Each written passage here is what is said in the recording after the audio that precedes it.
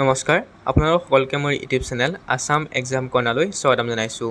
Dibrugarh university B.Ed common entrance টেষ্টৰ যি exam centre আছিলে সেই এক্সাম চেণ্টাৰবোৰ মুকলি কৰি দিয়া হৈছে। অৰ্থাৎ আপোনালোকৰ এডমিটত এক্সাম চেণ্টাৰ কথা উল্লেখ কৰা নাছিল, মাথো আপোনালোকৰ চিটিটো উল্লেখ কৰা আছিল, মানে আপোনালোকৰ ইউনিভাৰ্চিটি বা কলেজখনৰ কথা উল্লেখ কৰা আছিলে। এতিয়া আপোনালোকৰ ক'ত ভেনু পৰিছে চাব পাৰিব। ডিব্ৰুগড় চেণ্টাৰ যিসকলে চিলেক্ট কৰিছে তেওঁলোকৰ ডিব্ৰুগড় ইউনিভাৰ্চিটিতে হ'ব এক্সামটো। এইফালে যোৰহাটত আপোনাৰ 3টা চেণ্টাৰ দিয়া হৈছে।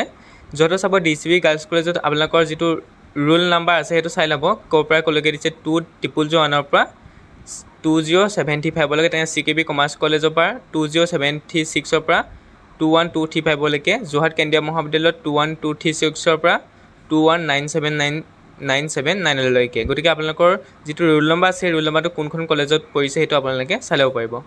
গোলাঘাটত অনলি এখন কলেজে আছে, DIR কলেজত পৰিছে গোলাঘাটত। গতিকে 3001 পৰা 3120 লৈকে আপোনালোকৰ DIR কলেজতে হ'ব, অনলি এখন আছে গোলাঘাটত। লখিমপুৰত চিলেক্ট কৰা সকলৰ 2খন কলেজ, NL কলেজ আৰু লখিমপুৰ গাৰ্লছ কলেজ। NL কলেজত 4001 পৰা 40980 লৈকে, লখিমপুৰ গাৰ্লছ কলেজত 40981 পৰা 41706 লৈকে।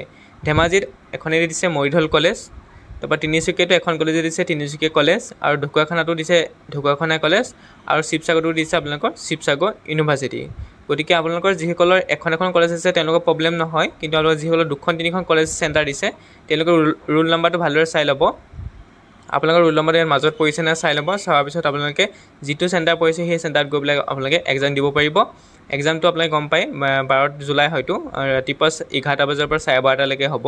গতিকে আপোনালোকে এক্সাম দিব যাব পাৰিব।